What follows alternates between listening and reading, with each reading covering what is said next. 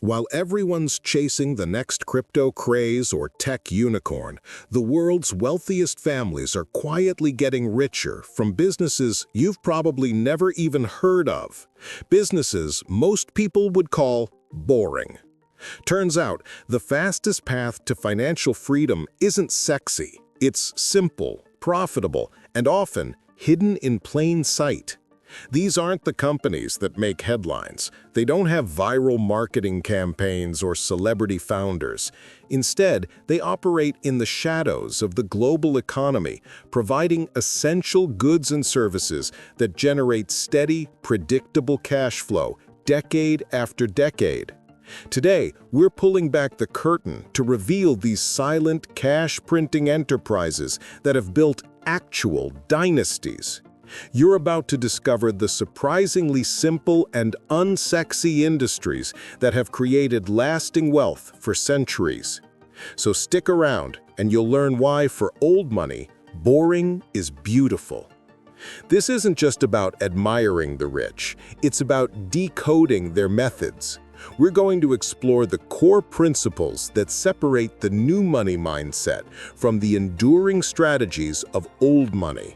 By the end of this, you'll see the world of business through a completely new lens, one that values patience over hype and substance over style. If you're interested in how real, lasting wealth is actually built, consider subscribing, because we don't just talk about money, we study how it endures. The philosophical divide: old money versus new money. Before we get into the what, we have to understand the why. There's a massive philosophical divide between new money and old money. It's a difference not just in their bank accounts, but in their mindset, their time horizon, and their very definition of wealth. New money, often earned in a single generation, is all about speed and visibility. It's the world of high-risk ventures, disruption, and very public displays of success. The whole vibe is about rapid accumulation, making as much as you can, as fast as you can. This mindset is often tied directly to the founder's ego. Wealth is a scorecard, and spending is how you prove you've won. You know the symbols: supercars, mega mansions, and a constant media presence. There's an urgency to it, a need to prove you've arrived. This often leads to a high-risk investment strategy, where fortunes are gambled on the next big thing, a speculative tech stock or a volatile crypto coin. It's a fragile existence. The same rocket fuel that creates wealth so quickly can also make it vanish just as fast. The saying, "shirt sleeves to shirt sleeves in 3 generations," was literally coined for this. The first generation earns it, the second enjoys it, and the third loses it all. Old money operates on a completely different planet. It's not about accumulation, it's about preservation. The number one goal isn't to get rich, but to stay rich. Wealth isn't a personal scorecard, it's a multi-generational legacy. It's a resource to be protected and passed down. This perspective changes everything. The time horizon shifts from the next fiscal quarter to the next century. Decisions aren't made for one person's benefit, but for the long-term strength of the family dynasty. This mindset naturally leads to a deep-seated aversion to risk. Old money doesn't chase meteoric rises. It focuses on avoiding catastrophic falls. They're not looking for the investment that will make them 10x richer. They're looking for the one that is guaranteed not to make them poor. Their entire strategy is built on tangible, predictable, and essential assets. They prioritize stability and control over speculative growth. And for them, privacy isn't just a preference, it's a form of power. The wealthiest families are often the most hidden, their fortunes managed through complex structures designed to be totally invisible. Think of it like this: new money builds a speedboat. It's vast, loud, and zips across the surface, getting everyone's attention. It's a thrill, but it's completely vulnerable to the first big storm. Old money builds an aircraft carrier. It's a massive, slow, and deliberate machine. It's not built for speed, but for endurance. It can weather any storm and project power across the globe. It's a self-contained ecosystem, a platform to operate from for generations. The businesses we're about to explore are the engines of that aircraft carrier, powerful, essential, and almost completely hidden from view. The first quiet business that has printed wealth for generations isn't even a business in the traditional sense. It's the ownership of the very ground beneath our feet, timberland and agricultural land.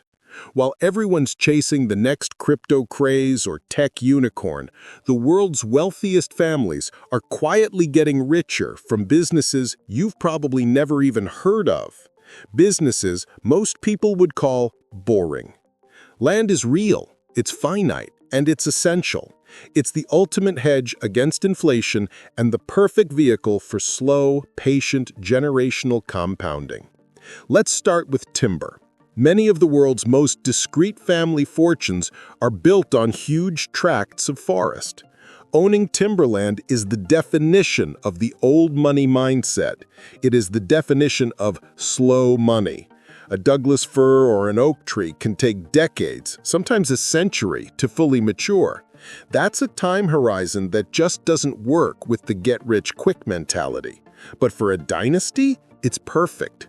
The growth cycle of a forest aligns with the passing of generations. One generation plants, the next maintains, and the third harvests. All while the land itself keeps appreciating in value. And the revenue streams are more diverse than you'd think. It's not just about selling logs for lumber. Timberland owners make money from recreational leases for hunting and fishing, from conservation credits for sustainable forestry, and now from carbon offsets, where corporations literally pay them to keep their forests standing. It's a business that pays you to watch trees grow. Take the Campbell family. Their story is deeply rooted in this asset class. The lineage of fur trader Robert Campbell, who became a multi-millionaire back in the 19th century, shows the power of this kind of foundational wealth. Today, timberland investment firms like Campbell Global, now part of J.P. Morgan, manage millions of acres for wealthy families and institutional investors. They professionalize the old money strategy, acquire massive tracts of timberland, manage them sustainably, and generate steady returns from timber sales, while also cashing in on the environmental benefits. They're not just managing trees, they're managing a complex, living asset that provides stability far from the wild swings of the stock market. Closely related to timber is agriculture. Farmland is another cornerstone of generational wealth. But for old money, it's rarely just about farming. The land is the asset, and the farm is just the vehicle. These aren't always massive industrial operations. You might find boutique vineyards, organic produce farms, or prestigious horse farms. These businesses serve multiple purposes. They provide a steady income, offer significant tax advantages, and, just as importantly, they act as a way to preserve the family's heritage, keeping the land productive and under their control. On a much grander scale, you have the Cargill-Macmillan family. Starting with a single grain storage warehouse in 1865, they built one of the largest private companies in the world. The family, which still owns around 88% of Cargill, built its fortune by controlling the infrastructure of agriculture, the trading, purchasing, and distribution of food. While Cargill is a global giant, the principle is the same. They own a critical piece of an essential industry. The family itself is famously private, with about 100 family members controlling the company and reportedly reinvesting 80% of the profits right back into the business. They don't need public applause because they control a fundamental part of the global food supply chain. For these families, owning timber and farmland is more than just economics. It's a statement. It says, we believe in the tangible. We believe in patience. We aren't just playing the game, we own the game board. Section 2. the unseen infrastructure and utilities and essential services. The second category of old money businesses is perhaps even more boring and therefore even more beautiful: the ownership of unseen infrastructure and essential services. If you think the world's wealthiest families are only focused on luxury goods and high finance, you're missing the real story. Many of their greatest fortunes are tied to the unglamorous, can't-live-without-it industries that keep society running. Think about the things you use every day without a second thought: the water from your tap, the electricity powering your home, the system that gets rid of your trash. These services all share one magic ingredient: permanent demand. Regardless of who's in office, what the economy is doing, or what's trending on social media, people will always need water, power, and sanitation. Owning these sectors is the closest you can get to guaranteed, perpetual revenue. Old money families figured this out a long time ago. Instead of chasing the latest app, they quietly acquire stakes in utility companies, municipal service contractors, and infrastructure funds. No, these businesses don't offer explosive growth, but they provide something far more valuable to a dynasty: predictability. The returns are often regulated, but they are incredibly stable. It's a classic toll road business. You own a piece of critical infrastructure, and you get to collect a small fee from everyone who uses it, pretty much forever. Look at the history of the DuPont family. They started in the early 1800s making gunpowder, a critical commodity back then. But as the world changed, they didn't just cling to their original business. They smartly moved their capital into the underlying industries that would power the modern world: chemicals, energy, and infrastructure. Their strategy was brilliant in its simplicity: own the things the world cannot live without. That's how a fortune survives for over 200 years. It's not about being in the most exciting business, it's about being in the most necessary one. This strategy goes beyond just public utilities. It includes a whole ecosystem of boring but vital B2B services. Think about waste management, industrial cleaning, commercial laundry services, or specialty logistics.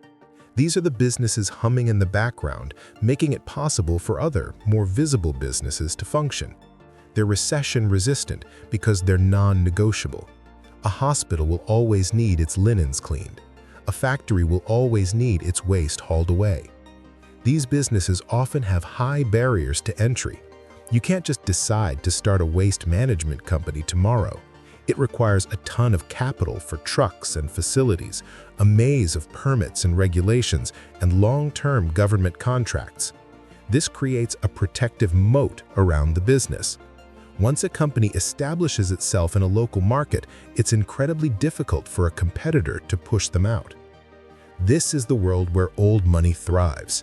They use their patient capital to buy or build these local monopolies. They'll acquire the leading commercial HVAC company in a growing city, or the exclusive waste services provider for a group of towns. The beauty of these businesses is their quiet, predictable nature. They don't require constant innovation. They require excellence, reliability, and long-term relationships. The owners aren't looking for a quick exit or a flashy IPO. They're looking to hold the asset, collect the steady cash flow, and reinvest it into another, boring business. It's a slow, methodical process of acquiring cash-printing machines that operate behind the scenes. While the headlines celebrate the disruptors, these families are quietly getting richer by owning the machinery of society itself. Section 3. The engine of wealth: private financial empires. Owning tangible assets like land and infrastructure is a cornerstone of the old money strategy. But the third quiet business is the engine that manages and multiplies that wealth: the private financial empire. Old money doesn't just invest in banks, they often own their own. But these aren't the banks you see on every street corner. We're talking about a hidden world of private trust companies, multifamily offices, and boutique firms that serve an exclusive client list, often just their own family. This is probably the most crucial and least understood part of the generational wealth playbook. The main job of these entities is to professionally manage the family's own money. Their mission is to quietly compound wealth across generations while minimizing taxes and protecting the assets from lawsuits, divorces, and impulsive heirs. The classic example is Bessemer Trust. It was founded in 1907 by Henry Phipps, the co-founder of Carnegie Steel, as his personal family office. His goal wasn't just to manage his fortune, but to create a structure that would preserve it for generations. For decades, Bessemer only served the Phipps family. It wasn't until 1974 that they started taking on other select wealthy families as clients. Today, Bessemer Trust oversees hundreds of billions of dollars, but its DNA is still that of a private family office.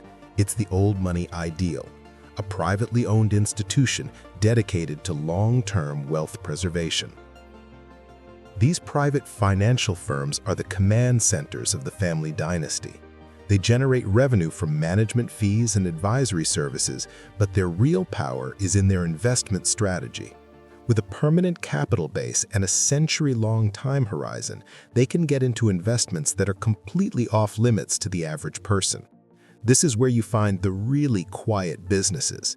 The family office will use its capital to do private equity, but not in the way you might think. They're not just throwing money into venture capital funds, they're buying entire businesses outright. And they look for mature, profitable, and you guessed it, boring companies. A niche manufacturing plant, a food processing facility, or a regional distribution company. These are businesses with stable cash flows and a solid market position. The family office buys the company, puts professional management in place, and then just holds it indefinitely, collecting the profits year after year. Another key area is private credit. Instead of buying public bonds, these family offices become the lender. They'll provide financing for real estate developments or corporate buyouts, securing their loans with hard assets. This gives them higher returns than the bond market and way more control. Insurance is another pillar of these private empires.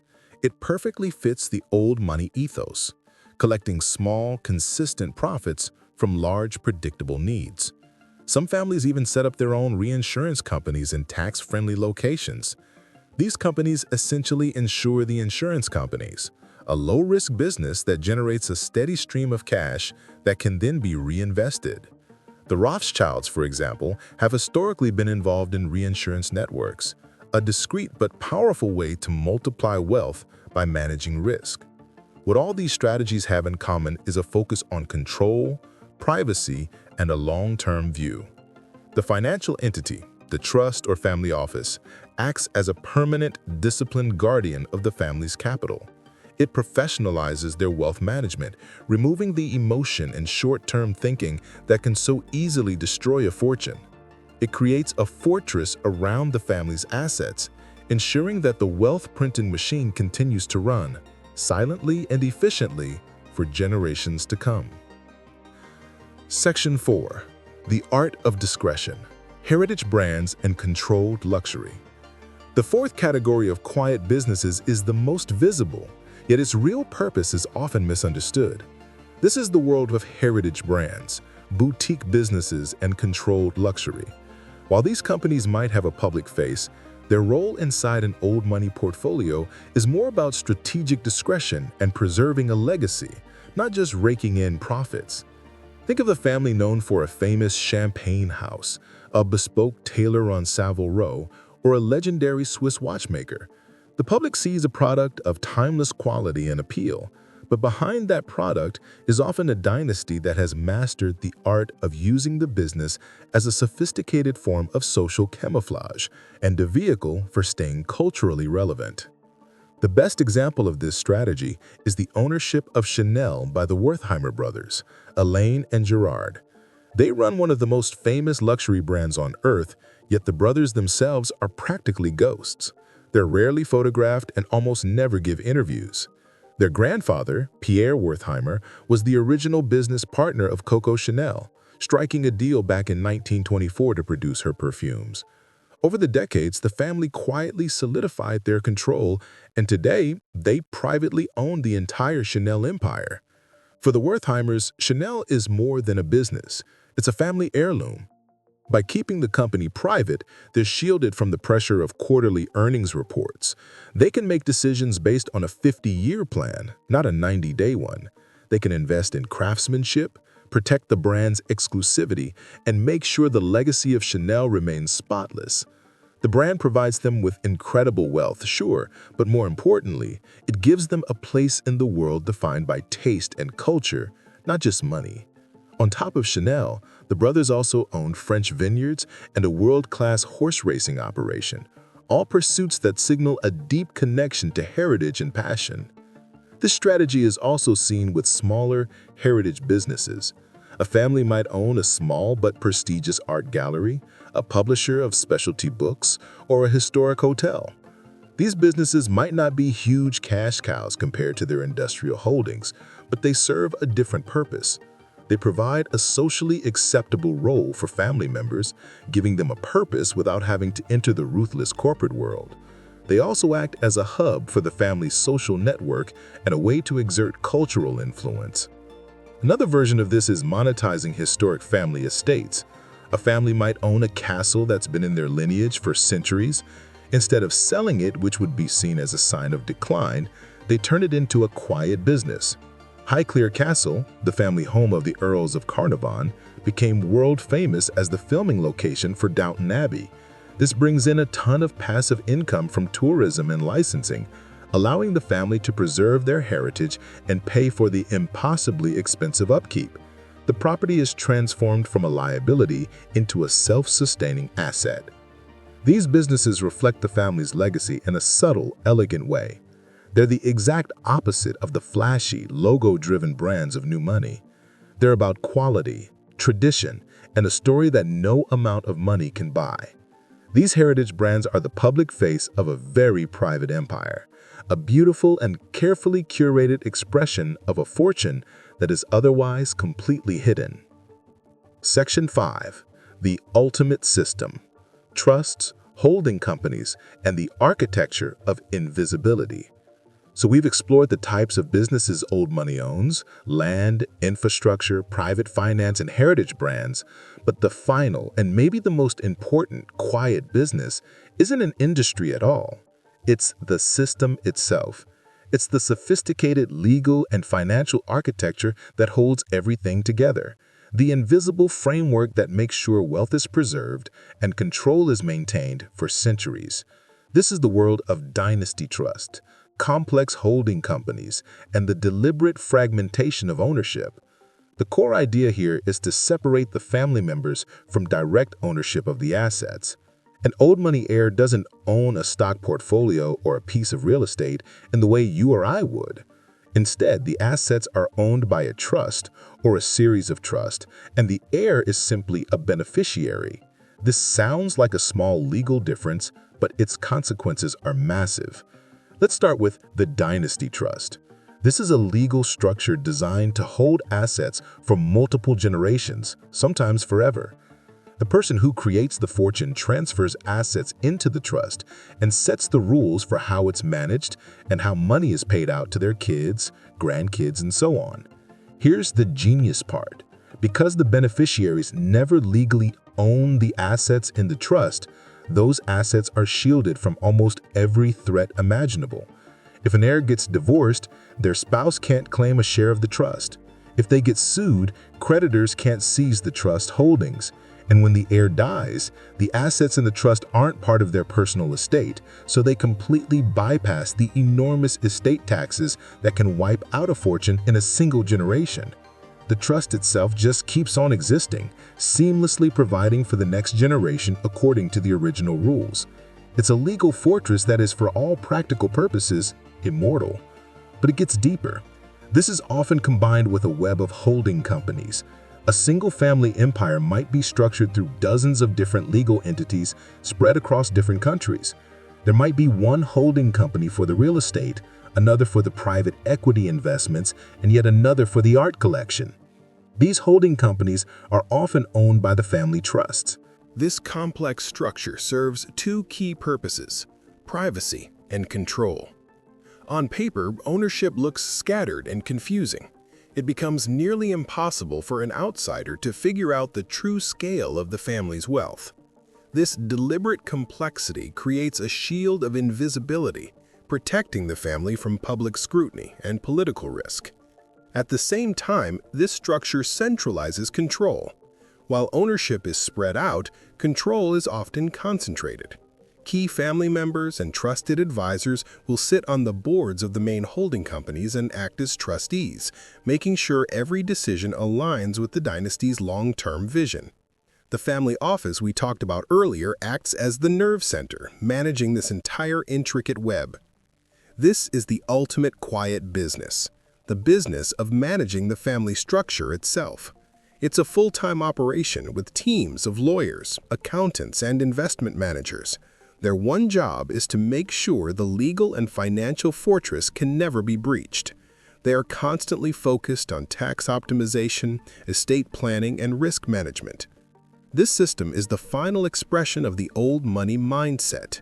It recognizes that the biggest threats to wealth aren't market crashes, but human failings, greed, incompetence, and a lack of discipline. By creating a system that is stronger than any one person, they ensure the family's legacy endures. They aren't just passing down assets, they're passing down a structure, a perpetual machine designed to print wealth and preserve power silently and forever. Lastly, the boring is beautiful mindset. As we've journeyed through the quiet world of old money, a clear pattern has emerged. The secret to generational wealth isn't hiding in some new trend or the media spotlight. It's built in silence, through the methodical ownership of boring but essential businesses.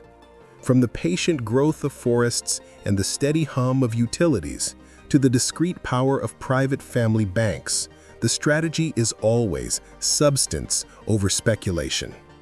We've seen how families like the Cargills built an empire on the unglamorous but vital infrastructure of agriculture. We've seen how the Wertheimer brothers protect the legacy of Chanel through disciplined privacy, treating their iconic brand like a family heirloom instead of a tool for public ego. And we've explored the foundational role of family offices like Bessemer Trust, which act as permanent guardians of capital, focused on the next century, not just the next quarter. But if you take one thing away from all of this, let it be this: the businesses themselves are not the real secret. The real secret is the mindset. It's a philosophy that values long-term preservation over short-term gain. It's the discipline to live below your means, even when those means are enormous. It's the wisdom to see wealth not as a personal possession, but as a multi-generational responsibility. And it's the deep understanding that the most powerful position in business is not to be the flashiest, but to be the most durable. The old money playbook teaches us that boring is beautiful, predictability is profitable, and silence is the ultimate luxury. It's a perspective that challenges everything we're taught about success today. It suggests that the path to real, lasting financial security isn't about finding the next big thing, but about owning the things that are always needed. If you found this look into the world of generational wealth valuable, and you want to keep learning the strategies the world's most successful families use, make sure you subscribe to the channel and click the notification bell. We explore topics like this every week, and by joining our community, you'll gain insights you just won't find anywhere else. Thanks for watching.